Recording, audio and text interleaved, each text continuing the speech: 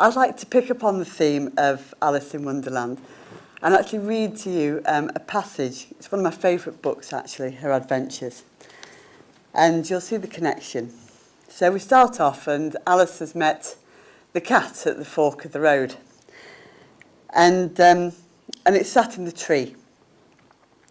And the cat only grinned when it saw Alice.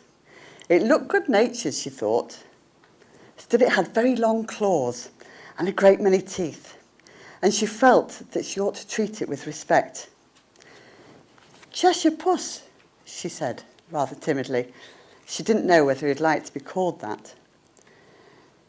But he grinned a little wider, so she said, "Oh, come, it's pleased so far." And she went on. "Would you tell me, please, which way I ought to go from here?" "Ah, that depends a good deal on where you want to get to," said the cat. "I don't much care," said Alice.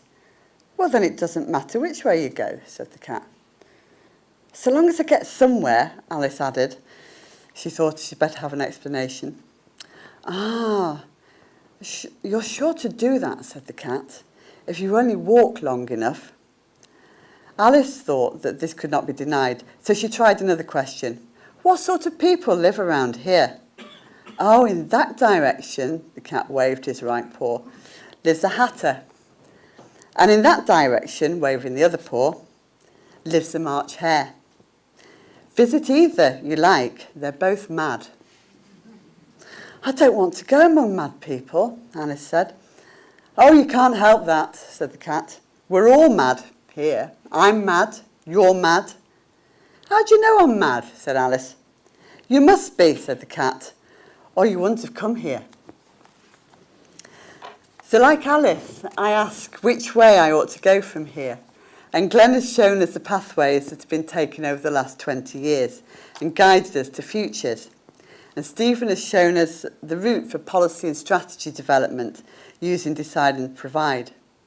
Like Alice, I don't want to go among mad people, but then as the cat said, we're all mad here. But I do care about where I'm going, and as a practitioner, I want to get somewhere, and I want to provide new developments which avoid the mistakes of the past. And I want to ensure that these developments are sustainable from a socio-economic perspective, as well as seriously meeting the needs of non-motorised users.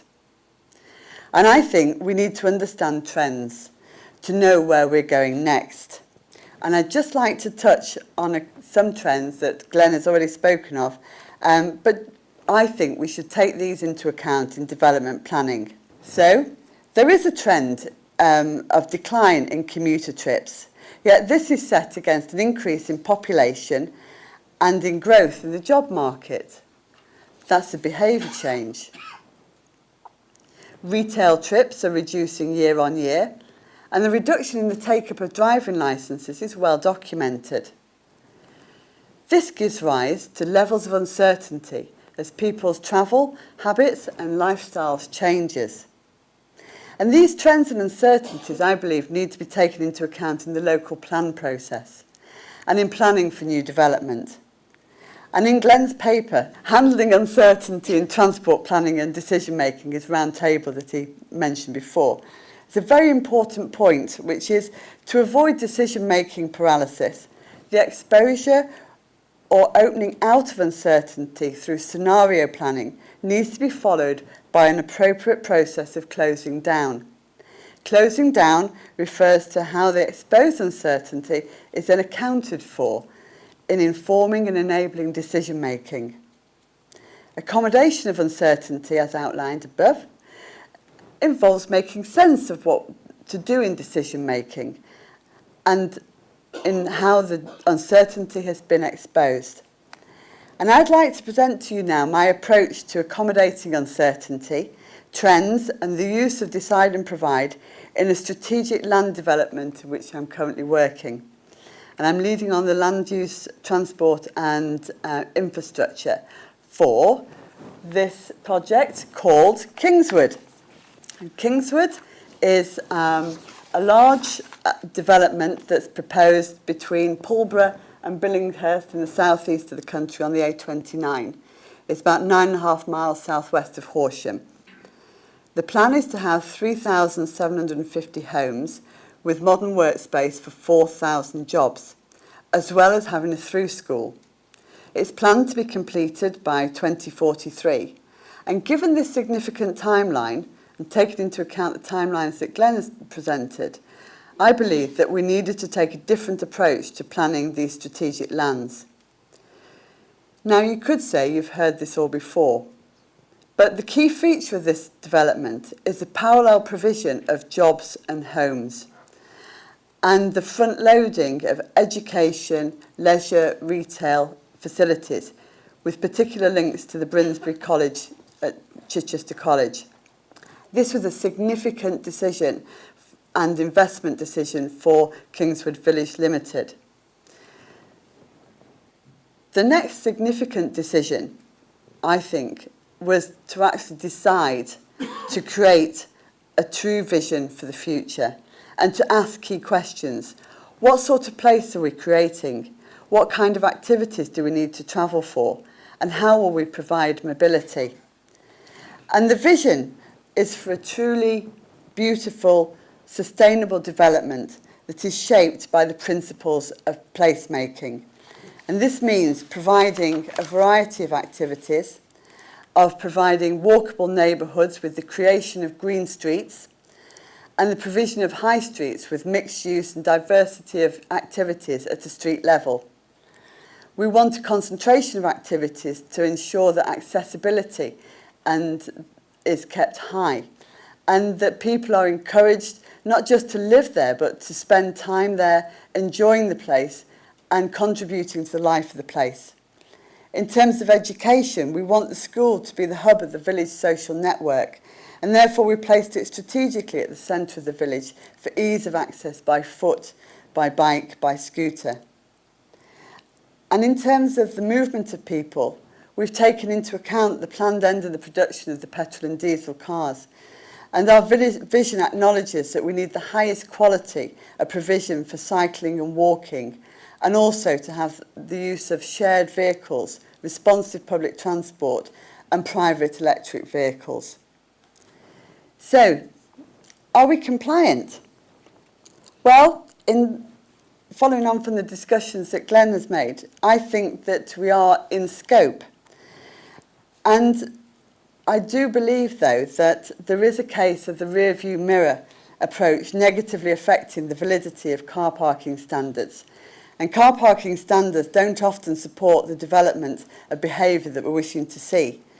So we are developing levels of car parking provision that will support the vision of Kingswood. We're also very cognisant of the UN IPCC special report on global warming and seek to make a reduction, to contribute to the reduction of global warming. And this is through the environmental infrastructure as well as the transport policies. So, recognising that we need to cope with uncertainties, we started to develop the evidence base. We recognise that the 2011 census and the NTS data are historic, and the rear-view mirror could be applied in that instance also to tricks too. But we have acknowledged the value of the census data in terms of understanding the settlement's relationship with Billingshurst, Pulborough, Horsham, Gatwick Airport and London, all of which have an employment pull. And these relationships will remain and will be slower to change. However, we have deployed using the RTF 18 and the trends identified in the All Change report. And we've developed 8 scenarios, all of which we believe are plausible, all reflect travel behaviour over time. And it's important in land use planning to have the case-making approach for all of you who've ever suffered the slings and arrows of public inquiries. And we were very conscious of making this case-making.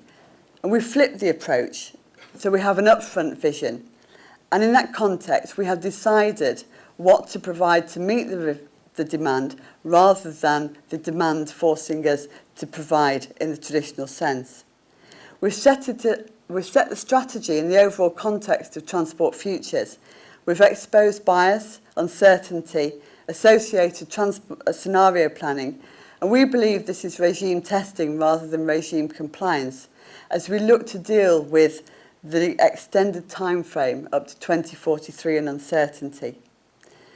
So we've developed a build-out and phasing strategy for the transport provision that means that we will adapt and change following detailed monitoring and evaluation and meeting the needs of the residents and the users of the sites.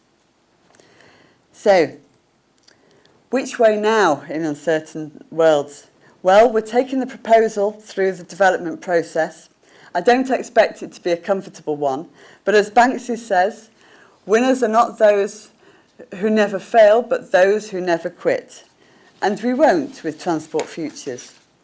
And lastly, just to bring us back into the magical world of Alice, and to conclude in the spirit of Alice that I was tempted to drink the potion like her, and something wonderful did happen. Thank you very much.